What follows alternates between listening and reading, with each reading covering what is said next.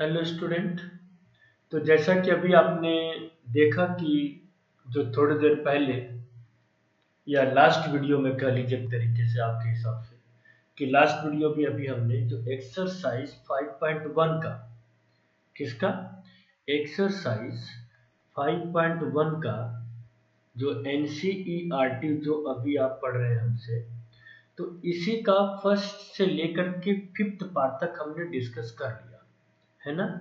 First से लेकर के फिफ्थ पार्ट तक आपने हमसे पढ़ लिया है अभी लास्ट वीडियो में। अभी जो इस क्लास में इस वीडियो में जो डिस्कस करेंगे 6, 7, 8, 9, 10 ये 5 क्वेश्चन डिस्कस करेंगे। उसके बाद नेक्स्ट में डिस्कस करेंगे 11, 12, 13, 14 एंड 15। ये पार्ट अभी हम डिस्कस करेंगे, करेक्ट। आइए, तो क्वेश्चन नंबर 6 क्या है उससे पहले समझते हैं क्वेश्चन का डिमांड क्या है। ये कहता है कि which of the following are APs, इसमें से कौन सा टर्म या कौन सा प्रोग्रेशन अरिथमेटिक प्रोग्रेशन है, और अगर वो एपी में है तो आप कॉमन डिफरेंस बताइए क्या होगा, और साथ में 3 और टर्म्स बताइए क्या होगा। तो सिक्स्थ पार्ट है 0.2, 0.22, 0.222 and 0.2222, 4 times 2 and dot dot। तो जैसा कि A1 है हमारे पास 0.2, A2 सेकेंड टर्म है 0.22, थर्ड टर्म जो है हमारे पास 0.222 एंड फोर्थ टर्म है हमारे पास 0.4 टाइम्स 2। पहली बात तो ये। दूसरी बात यहाँ पर है कि जो अभी हमने फर्स्ट टू फिफ्थ पार्ट, मैं ये जो जब आप ये वीडियो देख रहे हैं, जब आप ये क्वेश्चन पढ़ रहे हो, तो मैं ये मान के चल रहा हूँ कि first to fifth part already आप पढ़ चुके हो। अगर नहीं पढ़ चुके हो तो वहां जाकर के वापस एक बार फर्स्ट टू फिफ्थ पार्ट आप देख लो, ठीक है, ताकि ये पार्ट आपको प्रॉपर समझ में आए। अब यहाँ पर हम निकालेंगे D1। D1 क्या करेंगे, A2 माइनस A1। A2 कितना है अपने पास 0.22 एंड ये है 0.2 D1। तो D1 निकालेंगे तो ये क्या आ जाएगा 0.02। सर ये बात समझ में नहीं है, इसको समझिए। जैसे 0.22 है और इसमें से 0.2 लेस करो तो ये तो 0 लिख ही सकता हूँ। 2 में से 0, 0, 2 कुछ नहीं, ये 0 कैंसिल, 0.02 ऐसा।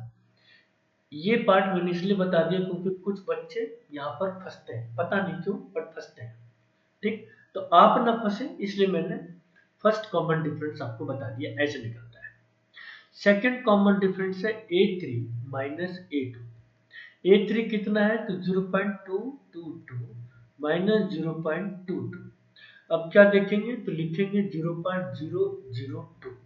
अब यहाँ पर आपको रुकने की जरूरत है, क्या कि जो फर्स्ट कॉमन डिफरेंस है और सेकंड कॉमन डिफरेंस है ये दोनों इक्वल नहीं है।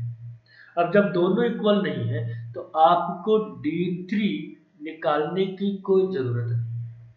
डायरेक्ट आप डायरेक्टली लिखो D1 is not equal to D2, so this is not in AP। आपको ऐसे समझना है, this is not in AP, okay. D3 तभी निकालना जरूरी है जब D1 और D2 दोनों इक्वल हो और सेम आ रहा हो।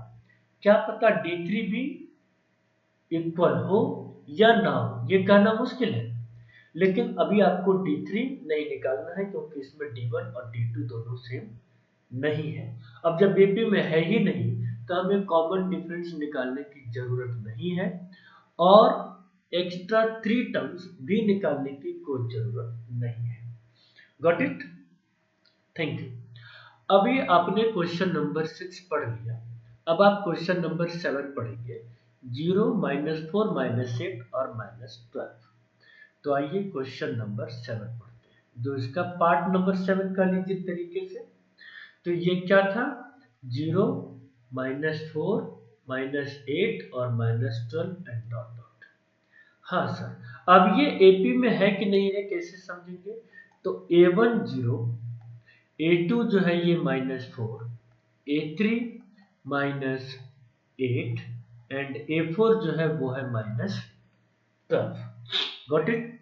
अब इसमें फर्स्ट कॉमन डिफरेंस निकालिए, तो A2 माइनस A1, A2 है -4, -7 -0, सो -4, D1 की वैल्यू -4 आ गया।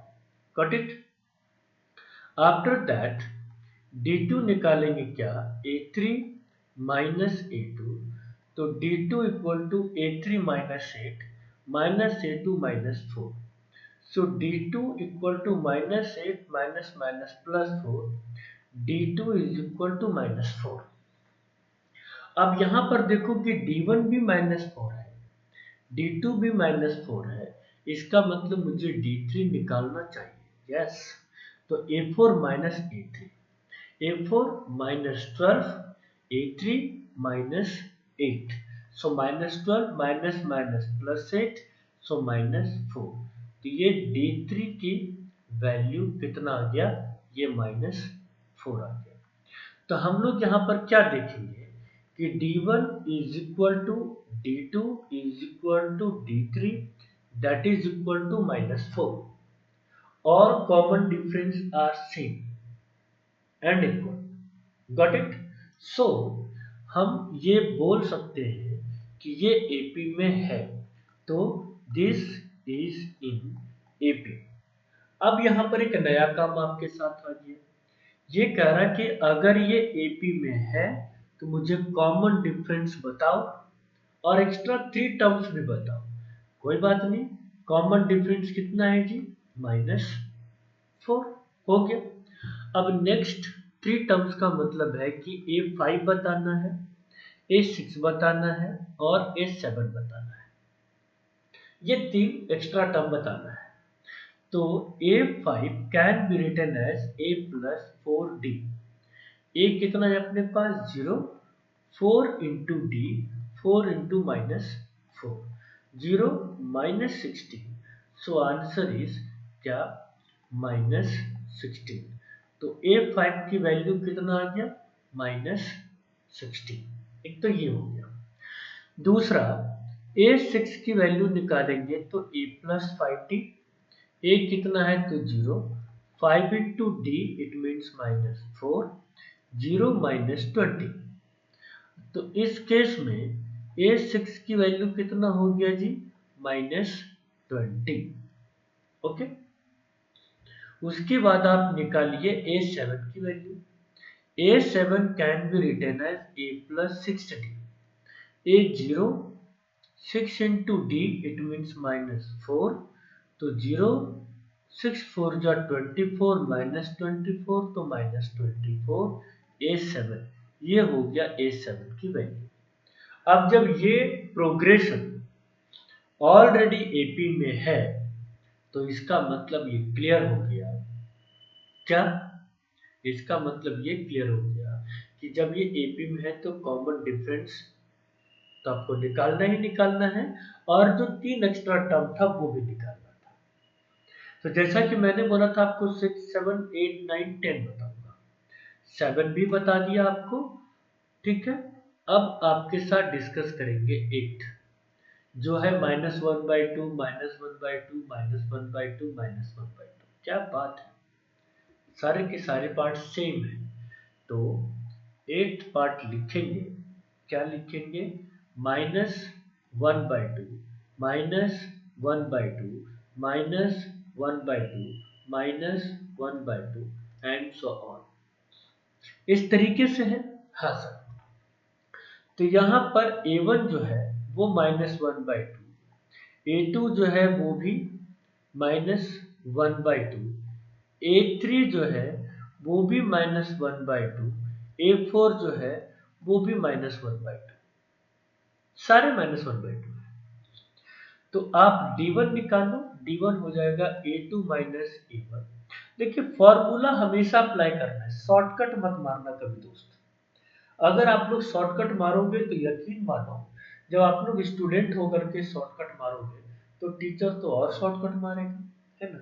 तो A2 माइनस A1, तो -1/2 माइनस A1 ऑलरेडी माइनस में है, तो -1/2 माइनस माइनस प्लस 1/2 ये cancel, so answer is 0। Common difference, जो फर्स्ट कॉमन डिफरेंस आया वो 0 हो गया। अब उसके बाद सेकंड कॉमन डिफरेंस निकालो, तो A3 माइनस A2 कितना है -1/2 माइनस A2 हो गया -1/2, सो -1/2 माइनस माइनस प्लस ये cancel, so answer is 0। This is the value of D2। ये हो गया। उसके बाद सर D3 भी निकालना क्या सर? हाँ निकालिए ना, बिल्कुल। तो A4 माइनस A3, A4 कितना है जी -1/2 और A3 भी -1/2। इसका मतलब ये हुआ कि -1/2 प्लस 1/2 कैंसिल, तो D3 भी 0। अब देखो D1 भी 0, D2 भी 0 और D3 भी 0, और कॉमन डिफरेंस आर सेम ना। ये थोड़ी ना बोला है कि 0 नहीं होना चाहिए या 0 से बड़ा होना चाहिए या 0 से छोटा होना चाहिए। ऐसा तो कोई टर्म कंडीशन है नहीं। कई बार बच्चे बोलते हैं सर 0 की कोई वैल्यू तो नहीं होती। एपी में ये कभी नहीं बोला गया कि कॉमन डिफरेंस में 0 नहीं होना चाहिए, नेगेटिव नहीं होना चाहिए, पॉजिटिव नहीं होना चाहिए। ऐसा कुछ भी नहीं है। नेगेटिव हो सकता है, पॉजिटिव भी हो सकता है, 0 भी हो सकता है, कुछ भी हो सकता है। बट कंडीशन सिर्फ ये है कि जो भी कॉमन डिफरेंस है, अगर वो निगेटिव है और जो वैल्यू है वो सेम होना चाहिए। सारे के सारे निगेटिव होना चाहिए, या सारे पॉजिटिव होना चाहिए, या सारे जीरो होना चाहिए। करेक्ट। अब जब ये एपी में है, क्यों? क्योंकि सर ये सारे के सारे कॉमन डिफरेंस इक्वल है, तो लिखिए दिस इज इन एपी। ये एपी में है, पहली बात। ओके। अब उसके बाद करना क्या है? अब जब ये एपी में है तो कॉमन डिफरेंस निकालिए, तो कॉमन डिफरेंस तो 0। अब A5 आपको निकालना है, A6 आपको निकालना है और A7 आपको निकालना है। A5 निकालना है, A6 और A7। तो A5 can be written as A plus 4D। A कितना है तो -1/2, 4 इंटू D तो 0, -1/2 plus 0, so answer is -1/2। This is the value of A5, पहली बात। दूसरी बात A6 निकालो, तो A6 can be written as A plus 5D, -1/2 plus 5 into D तो 0। Okay, so -1/2 plus 0। अब जब ये 0 है तो ये हो जाएगा -1/2। This is the value of A6। उसके बाद जब हम A7 निकालेंगे, A7 can be written as A plus 6D। A कितना है -1/2, 6 इंटू 0 तो -1/2। This is the value of A7। ये लीजिए। अब जब ये AB में है तो A5 भी आ गया, A6 भी आ गया और A7 भी आ गया। Okay sir. अब इसी वीडियो में हम आपके साथ डिस्कस करेंगे 9th पार्ट। वाह, आइए। ठीक है, तो इसमें 9th पार्ट क्या कहता है, आइए देखें। तो 9th पार्ट है 1, 3, 9 और 27। ये इसका 9th पार्ट है। तो इसमें A1 कितना है जी 1, A2 कितना है 3, A3 कितना है तो 9 एंड A4 कितना है तो 27। ये सारी कहानी है। अब इसमें करना क्या है अब इसको समझिए। D1 निकालिए, तो A2 माइनस A1, तो A2 कितना है जी 3, A1 है 1, तो D1 हो जाएगा आपका 3 माइनस 1, ये हो गया 2, पहली बात।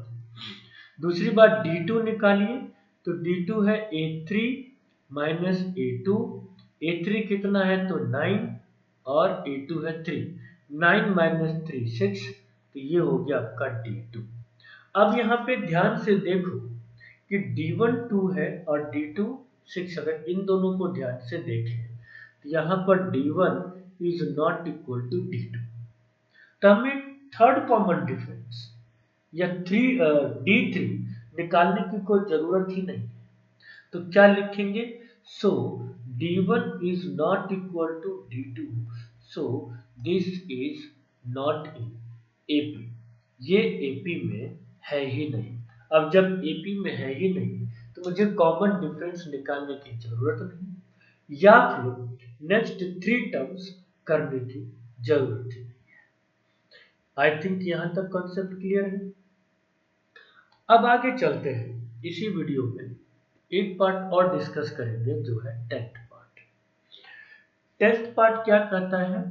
तो A, 2A, 3A and 4A and dot dot dot dot, ये है।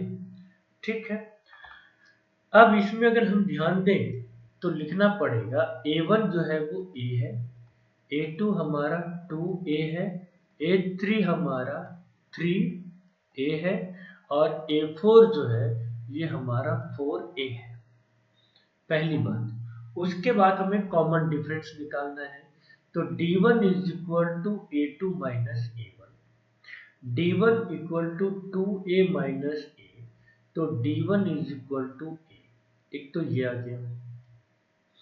दूसरी बात, D2 equal to A3 minus A2, 3A minus 2A, 3A minus 2A तो A, तो ये भी सेकंड कॉमन डिफरेंस आ गया। वाह। अब निकालिए आप थर्ड कॉमन डिफरेंस, तो A4 माइनस A3, A4 कितना है 4A और A3 है 3A, 4A माइनस 3A तो A, ये हमारा थर्ड कॉमन डिफरेंस आ गया। अब देखो तो तीनों का तीनों कॉमन डिफरेंस यहाँ पर क्या है? इक्वल है। इसका मतलब D1 is equal to D2 is equal to D3 that is equal to A। ये जो है A लिखा हुआ है, तो इसका मतलब ये हुआ, सो दिस इज इन AP, ये AP में है। अब जब ये AP में है तो अकॉर्डिंग टू द क्वेश्चन आपको कॉमन डिफरेंस भी निकालना है और नेक्स्ट 3 टर्म्स भी निकालना है। तो कॉमन डिफरेंस तो लिख दीजिए A, नेक्स्ट 3 टर्म्स का मतलब ये हो गया कि A5 और A6 और A7। तो A5 कैसे निकलेगा बालक? A प्लस 4D, A कितना है A, 4 इंटू D तो 4 into A plus 4A that is equal to 5A। ये जो वैल्यू है ये A5 की वैल्यू है, पहली बात। दूसरी बात, A6 निकालो तो A6 हो जाएगा A प्लस 5D, A कितना है A, 5 इंटू D मतलब 5A, A प्लस 5A हो जाएगा कितना 6A, तो A6 की वैल्यू हो गया 6A। ओके, अब A7 अगर हम देखें तो A plus 6D, A 6 into D 6 into A, तो ये हो जाएगा 7A, A7 की वैल्यू आ गया 7A। देखिए कितना इजी है। मैं एक भी क्वेश्चन इसलिए नहीं छोड़ रहा हूं ताकि आप लोग का कोई बहाना ना हो कि सर मेरा परसेंटाइल कम हो गया। अगर तुम लोग पढ़ना चाहते हो और मैथ चाहते हो कि सर हमारा पूरा 100 आउट ऑफ 100 आए, तो पांडे एकेडमी आपके पूरा साथ देगा। बहाना बनाओगे तो बनाओ बहाना, बहाने में हम लोग कुछ नहीं कर सकते। मैं एक एक वीडियो देख रहे हो, इस क्वेश्चन का 15 पार्ट है, 15 का 15 पार्ट हम आपके साथ डिस्कस कर रहे हैं ताकि आप लोग को कोई बहाना ही ना मिले। ठीक है, चलिए तो नेक्स्ट वीडियो मिलते हैं 11 से 15 तक।